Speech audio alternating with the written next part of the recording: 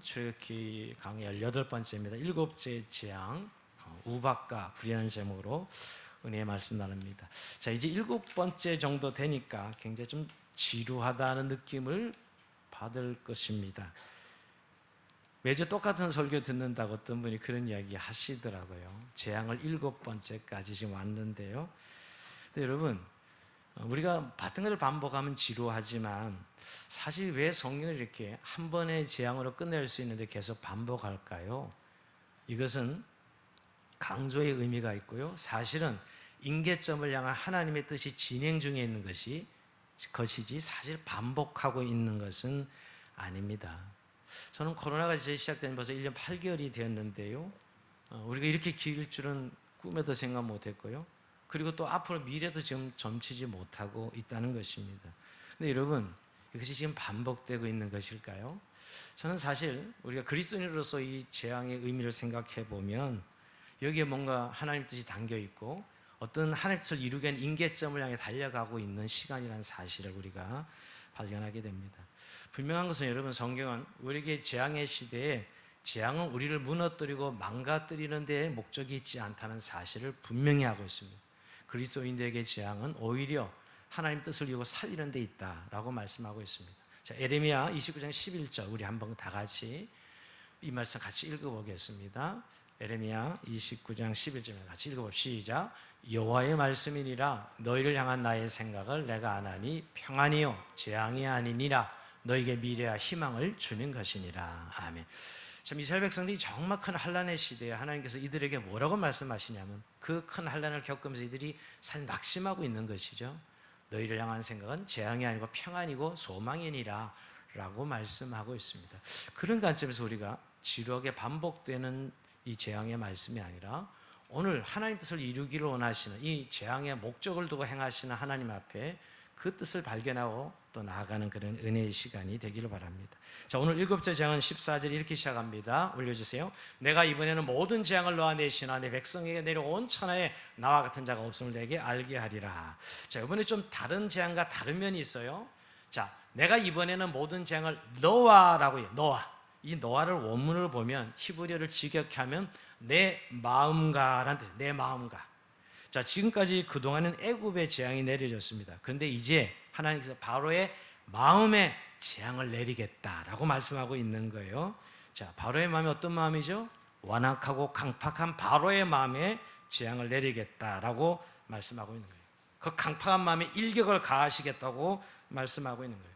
어떻게 보면 여러분, 마음이 참 흔들리기 쉬운 갈대처럼 잘 무너지기 쉬운 마음이긴 하지만 또 아주 견고한 지인이 돼서 정말 무너뜨리기 어려운 것이 마음이라는 사실을 우리는 알고 있습니다. 이미 굳어진 이 바로의 신념, 바로의 세계관을 깨는 것은 너무너무 어려운 것이죠. 하나님 이 재앙을 통해서 바로의 이 마음의 지인의 견고함을 무너뜨리고 오직 여호와 하나님의 한 분인 것을 드러내시려고 오늘 이 재앙을 내리겠다고 말씀하고 있는 것입니다. 어떻게 보면 이제 하나님은 풀파워로 바로의 마음을 무너뜨려서 온 천하에 여호와 같은 자가 없음을 깨닫게 하시겠다 하시면서 오늘 이 재앙을 예고하고 있습니다. 지금 바로의 마음에는 자신이 최고라고 생각하고 있습니다. 여러분, 바로에서 애굽은 신적 존재입니다. 여러분, 태양의 신의 아들로 추앙을 받고 있죠. 최강대국의 왕으로 많은 사람들의 관심의 중심에 놓여 있고 자신을 스스로 신이라고 생각하고 있습니다. 모든 사람들이 자신에게 영광을 돌려야 돼요. 여러분, 200년 전만 해도 짐이 곧 국가다 한 왕들이 있었던 시대인데 여러분, 이 고대 시대, 이 애굽 시대에 이 바로야말로 나는 절대 군주, 최고 권력자, 자신이 최고라고 생각했던 것이죠. 모든 사람은 자신의 말을 들어야 된다고 생각하는 그런 그 마음 말입니다. 누구도 그의 자존심을 건들면 살아남을 수 없는 그런 시대였죠. 근데 하나님은 오늘 그 완악하고 그 강팍한 그 마음, 교만한 그 마음을 이 우박재앙을 통해서 손보시겠다는 것입니다. 그 바로가 모든 걸 할 수 있다는 그 생각을 깨트려 버리시겠다고 말씀하고 있는 것이죠. 바로가 영광을 받아야 될 하나님이 아니라 여호와가 영광을 받아야 하나님이 한 분임을 깨우쳐 주겠다고 말씀하고 있는 것입니다. 그래서 바로가 하나님을 인정할 수밖에 없도록 하시겠다는 것이죠. 그런데 왜 하나님이 이 강팍한 바로를 즉시 멸망시키지 아니하시고 이렇게 질질 끌면서 7번째까지 오면서 왕에 그대로 있게 하시는 겁니까? 여기에는 정말 하나님 뜻이 있는 것이에요. 만약 하나님께서 바로를 칠 것으로 생각했다면 이미 죽였을 것입니다. 여러분, 하나님이 바로의 생명을 치는 것은 일도 아닙니다. 오늘 15절 그렇게 말씀하고 있죠. 내가 손을 펴서 돌림벽으로 너와 네 백성을 쳤더라면 네가 세상에서 끊어졌을 것이나. 자, 15절 올려주세요. 내가 내 손을 펴서 돌림벽으로 너와 네 백성을 쳤다면 내가 세상에 끊어질 것이나, 이렇게 말씀하고 있습니다. 여러분, 이건 뭐냐면 내가 너를 죽이기로 했다면 일도 아니야. 근데 내가 죽이지 않고 너를 이렇게 왕위에 그대로 두고 재앙을 계속하는 이유가 뭔지 아니? 16절 이유가 나옵니다. 자, 16절에 보면 내가 너를 세웠으면 나의 능력을 내게 보이고 내 이름이 온 천하에 전파되게 하려 하였습니다. 자, 여러분이 지금까지 바로를 살려주시고 애굽 왕으로 세우는 이유를 밝히고 있습니다. 하나님 능력이 없어서도 아니고 바로가 하나님 마음에 합해서도 아닙니다. 첫째는 바로에게 하나님의 능력을 보여주기 위해서라고 말씀하고 있습니다. 거대한 하나님의 능력 앞에 아무 힘이 없는 자신의 모습을 통하여 하나님의 존재를 바로 인식하고 자신의 무가침을 깨닫고 하나님의 뜻에 순종할 수 있도록 하기 위해서 지금 바로를 하나님이 살려두고 계시다는 거예요. 또 한 가지, 하나 뜻이 두 번째, 내 이름이 온 땅에 전파되게 하려 하였습니다.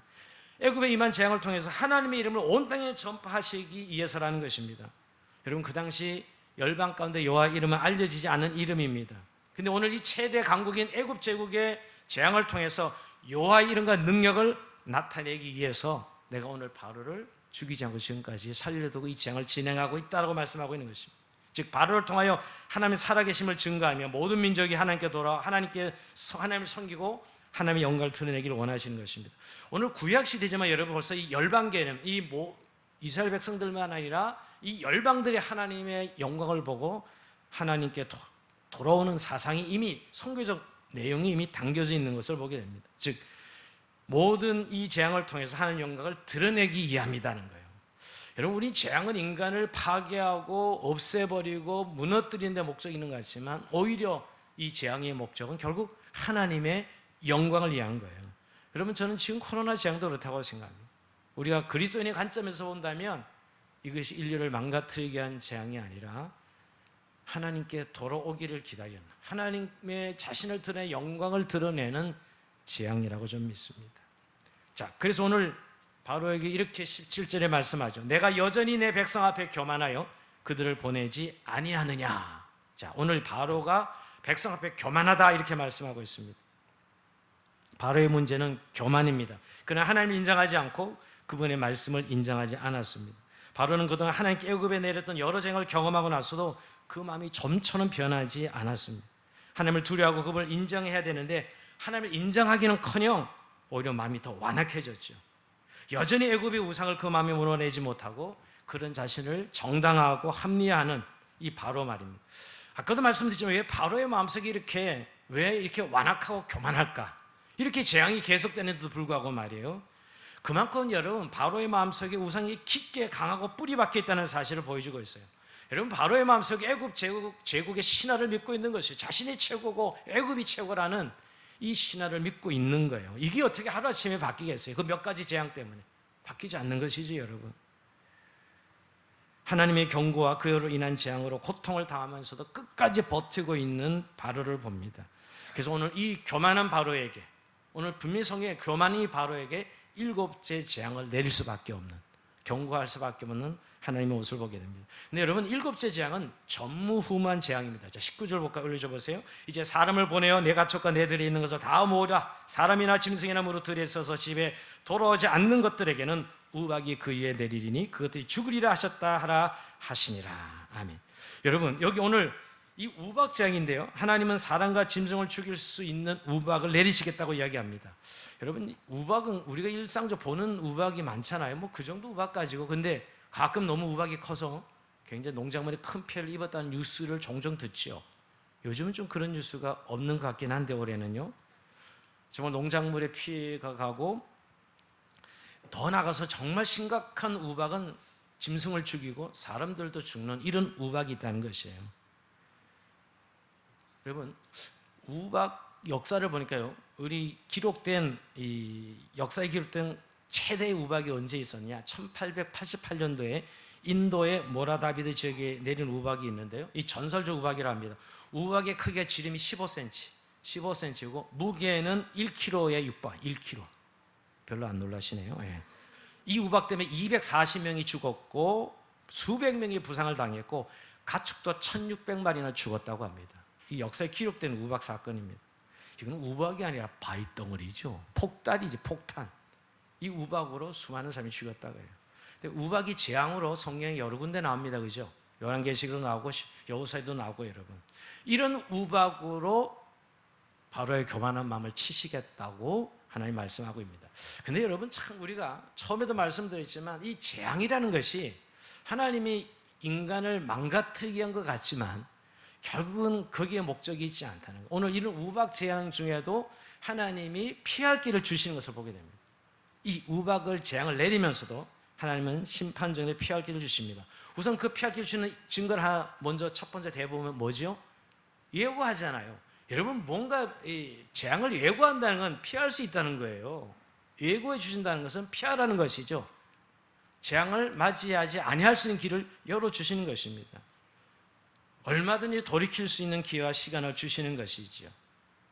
그리고 오늘 본문은 좀 더 구체적으로 미리 경고해서 피할 수 있도록 아예 시간을 정해서 짐승들을 집으로 피하여 드리라까지 말씀까지 합니다. 그러니까 곡식과 가축을 집에 들어 놓은 사람들은 피해가 없도록까지 하셔요. 자, 20절, 21절 볼까요? 바로의 신하 중에 여호와의 말씀을 두려워하는 자들은 그 종들과 가축을 집으로 피하여 드렸으나 여호와의 말씀을 마음에 두지 않은 사람은 그의 종들과 가축을 들에 그대로 두었더라. 자, 이 두 부류의 사람이 나타납니다. 자, 한 부류는 하나님의 말씀을 두려하여 들에 나가서 자기 가축들을 들여온 사람들, 피해가 없었죠. 이 경고를 듣고 자기 가축과 곡식을 보호하고 자기 집에 들여놓은 사람들은 피해를 받지 않았습니다. 근데 또 한 부류가 있었어요. 하나님 말씀을 업신여기고 경고를 듣지 아니하고 가축들을 그대로 들에 방치한 사람들, 그들은 엄청난 피해를 받았습니다. 여러분 여기 보면 애국 사람들이 하나님 말씀을 정말 믿고 그랬을까요? 그냥 우박이 떨어진다고 하니까 들여놓으면 피해를 받지 않겠다고 하고 그 경고를 들은 사람들은 피해를 받지 않았다는 거예요. 그러나 설마 그런 일이 있겠어?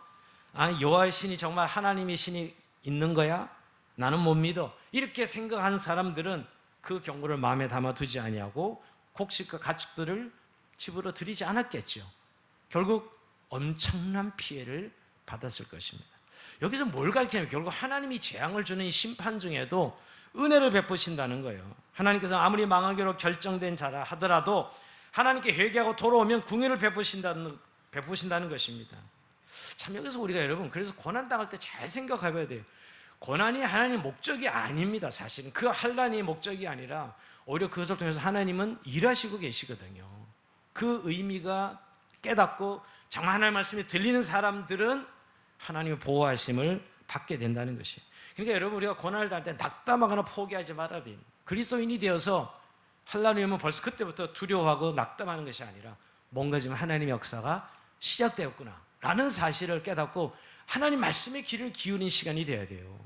지금이 그런 시간 아닙니까? 저는 오히려 지금 역설적으로 코로나 이 기간이 길어지면서 정말 그리스도인들이 참 믿음의 길, 하나님께서 우리 시대에 어떻게 살기를 원하시는 하나님 음성에 귀 기울이면서 창의적인 삶을 새롭게 만들어가는 시간이 지금 우리가 당면한 이 코로나 재앙 앞의 시간이라고 생각합니다. 여러분 오늘 본문에 여전히 애국 사람이라도 하나님 말씀을 두려워하는 자에게 은혜를 주십니다. 하나님께서는 회개하고 돌아오면 누구든지 싸매어 주시고 잃어버렸던 것을 다시 채워주시는 분이십니다. 하나님의 뜻은 재앙이 아닙니다. 진노 중에도 궁유를 베풀어 주시는 분이에요. 애굽에 이렇게 재앙을 내리면서도 다 망하게 하지도 않으십니다. 자, 그것은 다음과 같은 사실을 보면 알 수 있습니다. 자, 오늘 31절 이하에 보면 여러분 31절 이하에 보면 이런 말씀이 나옵니다. 그때 보리는 이삭에 나왔고 삼은 꽃이 피었으므로 삼과 보리가 상하였으나 그러나 밀과 쌀보리는 자라지 아니한 거로 상하지 아니하였더라. 자, 여러분 우박으로 치는데 재앙으로 우박으로 치는데 들에 있는 모든 채소와 곡식은 우박으로 상했어요. 그러나 싹이 나지 않은 밀과 나백은 그대로 뒀다는 것이에요. 뭐냐면 여러분 우리가 생각하지 못한 부분인데 여러분 세심하게 배려해서 지금 눈에 나타난 이 상과 보리는 곡식은 피해를 받았지만 땅속에 아직 싹이 나지 않는 이 밀과 나맥은 그대로 두었다. 상하지 않았다 그랬어요. 이 섬세하게 하나님이 애굽 사람들에게 진노 중에 이 재앙을 내리면서도 섬세하게 배려하시고 돌보시는 모습이에요.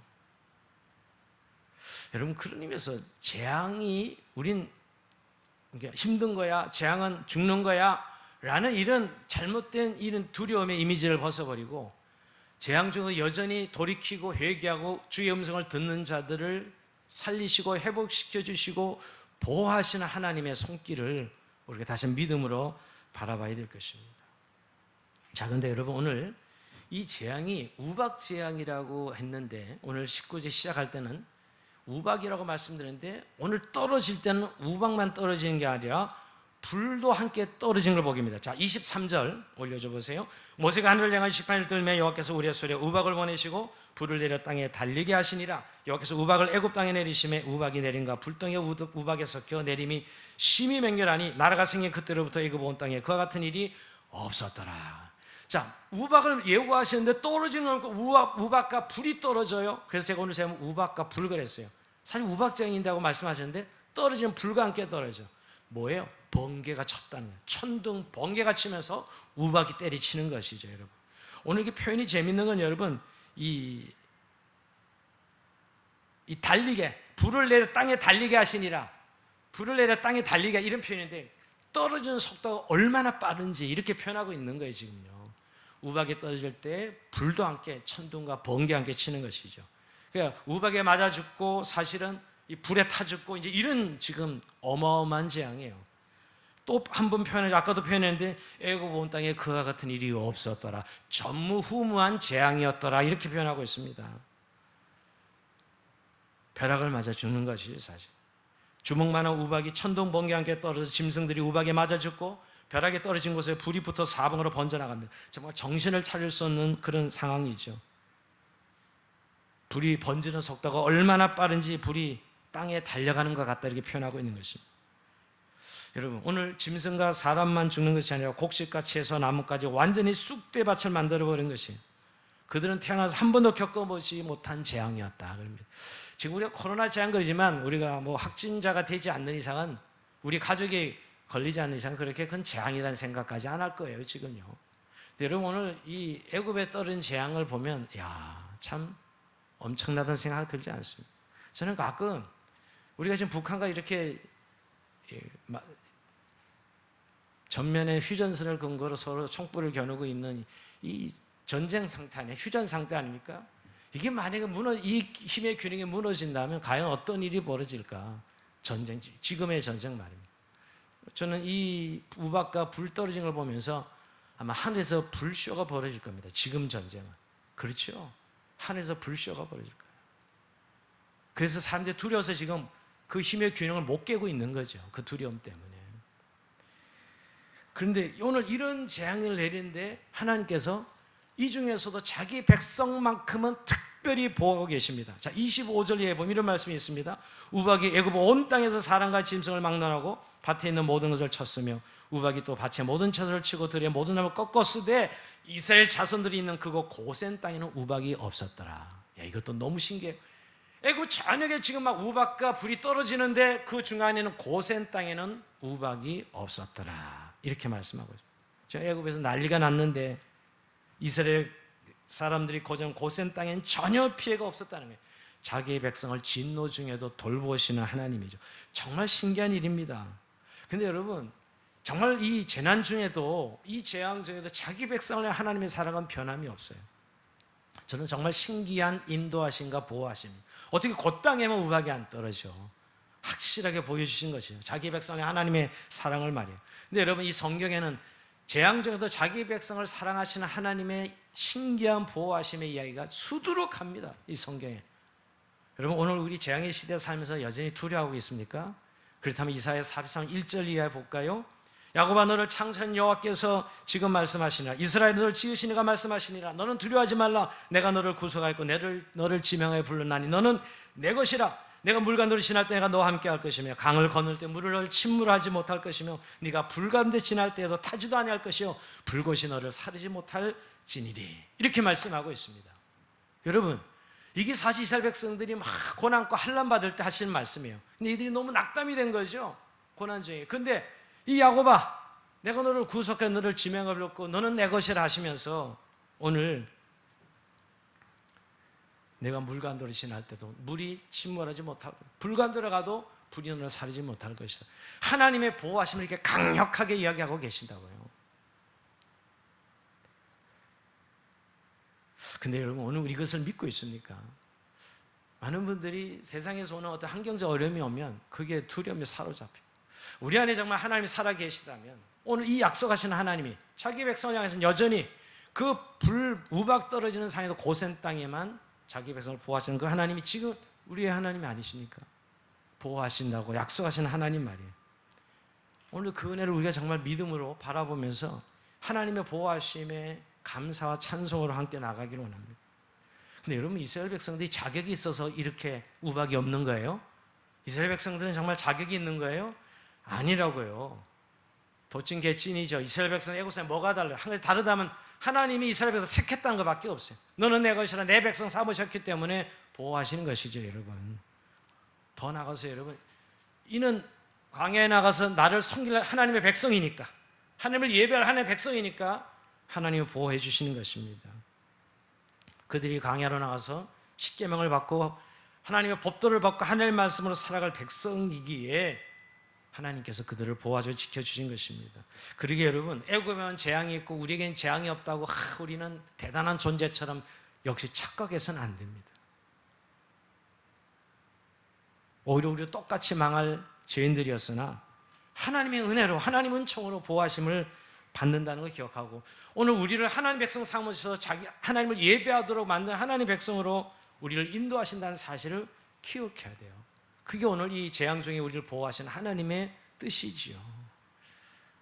오늘 이렇게 자기 백성을 보호하시는 하나님, 그러나 오늘 이 재앙이 떨어지자 오늘 이 애굽 사람들에게 일어나는 일, 이제 그야말로 바로가 완전히 지금 흐물흐물 녹아내릴 정도로, 이 전무후무한 재앙 앞에 바로가 흐물흐물 내려놓습니다. 바로는 급히 사람을 보내가지고 모세 아론을 불러서 그 앞에서 처음 회개의 고백을 합니다. 자신의 잘못을 시인하면서 이 재앙을 그치게 해달라고 모세에게 요청합니다. 처음으로 이루어지는 바로의 회개 고백입니다. 27절 우리 같이 읽어볼까요? 시작.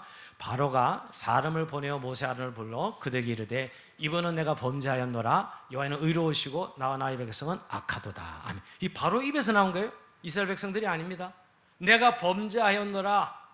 이번은 내가 범죄하였노라. 이렇게 자기의 죄를 인정합니다. 지금 여러분, 근데 한 가지, 이 바로의 회개를 보면서 죄라고 인정하고 있죠, 여러분. 내가 범죄하였노라. 자신의 잘못 인정하고 얘기합니다. 그러나 이 회개는 일시적인 회개라는 사실을 우리는 알고 있습니다. 정말 하나님 앞에 전인격적인 철저한 회개가 아니라 일시적인 회개예요. 즉 우박과 불이 무서워서 자기가 악하다고 시인하는 거예요. 여러분, 내가 죄인입니다 라고 인정하는 게 아니라 이번만은 내가 범죄하였노라 라고 고백한다는 사실을 기억해야 돼요. 이번만은 내가 범죄하였노라. 그럼 그전에는 죄를 안 졌어요? 그러니까 결국 그 떨어지는 우박 때문에, 불 때문에 지금 회개하는 것이지 내가 정말 하나님 앞에서 죄인인 것을 고백하는 회개는 아닙니다. 그러니까 자신의 죄를 깊이 인식하고 나오는 회개는 아닙니다. 상황이 너무 두려워서 나오는 회개입니다. 재난이 너무 두려워서 재난을 피해보자는 회개죠. 이런 회개는 우리가 어릴 때 애들 키울 때 많이 해봤습니다. 우리 애들 키울 때 애들이 잘못하고 딱 해초리를 딱 들면 자기가 뭐 잘못한지 몰랐는데 잘못했다고 빌기 시작해. 안 맞으려고. 아주 지혜로워요, 애들. 들면 뭐 잘못했는지 자기도 말도 안 했는데 벌써 잘못했다고. 한 대도 안 맞고 싶은 거예요. 이게 이런 회개입니다. 이런 회개. 이 지금 바로 회개가 말입니다. 여러분, 악한 사람이 잠시 죄를 시인했다고 새 사람이 되는 것이 아닙니다. 바로는 변화된 것이 없이 잠시 재난을 피해보려는 수단을 부리는 것이죠. 모세가 이걸 알고 있어요, 여러분. 모세는 바로의 회개가 거짓된 것을 알고 있고 30절에 이렇게 이야기합니다.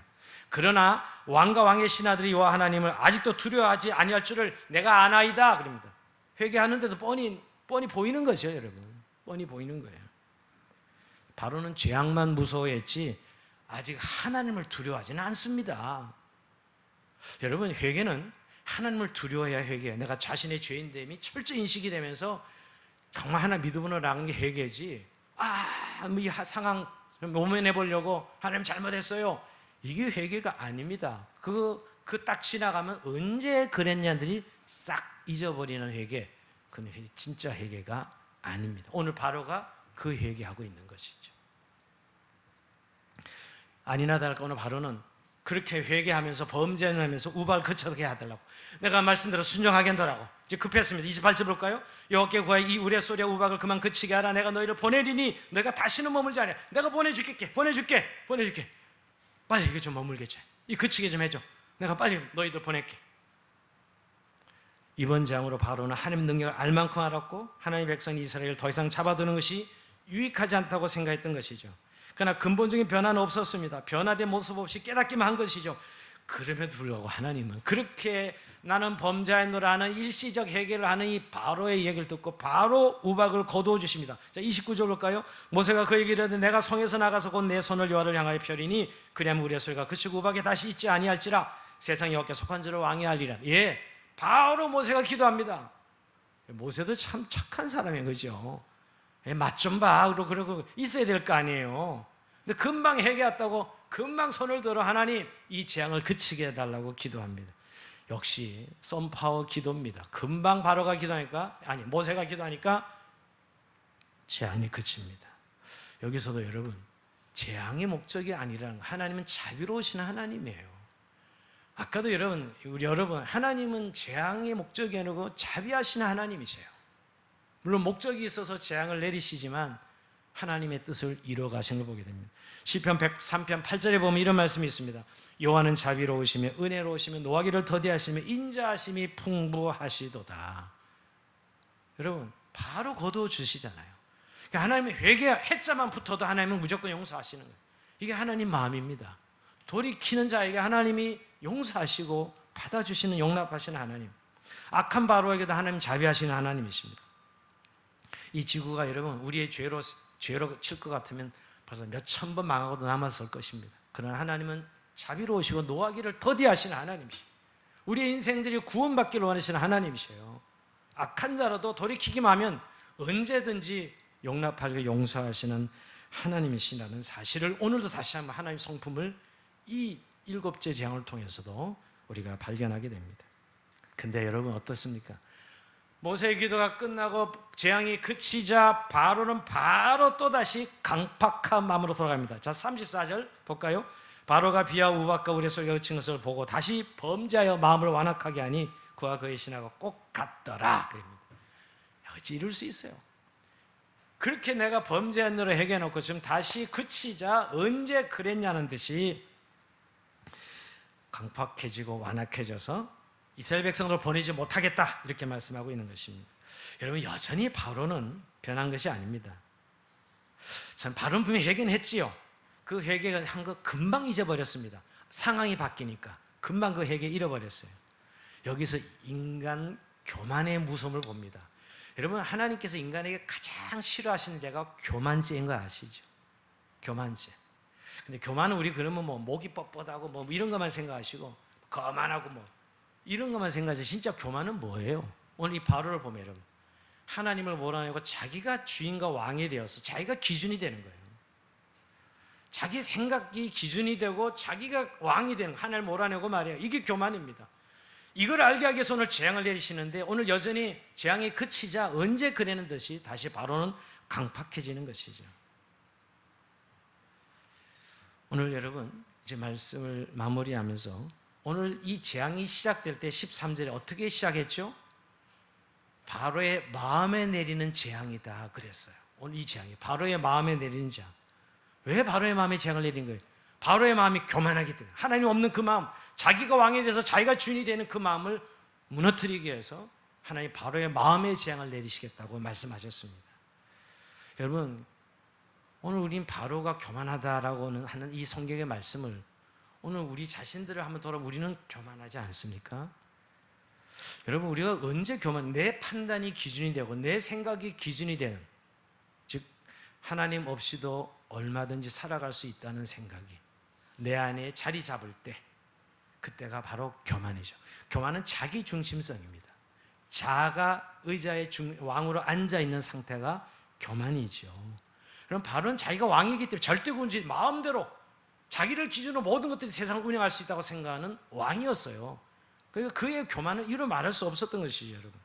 근데 교만이야말로 하나님이 가장 싫어하는 마음이요, 교만은 반드시 하나님 심판하시고 이 세상에 멸망하는 이유도 뭐 다른 이런 죄 때문이 아니라 바로 교만죄 때문에, 하나님을 인정하지 않고 자기가 왕인 줄 알고 주인인 줄 알고 살아가는. 그래서 교만의 종착은 멸망입니다. 잠언 16장 18절에 보면 교만은 패망의 선봉이요 거만한 마음은 넘어짐의 앞잡이리라. 하나님은 교만한 자를 물리치시고 겸손한 자를 은혜 주시는 하나님이십니다. 여러분, 저는 이 인류가 언제부터 이렇게 교만했나? 물론 인류 역사가 죄의 역사지만 우리가 철학적으로 보면 니체라면 생각이, 니체가 신은 죽었다 하는 철학을 하지 않았어요, 여러분?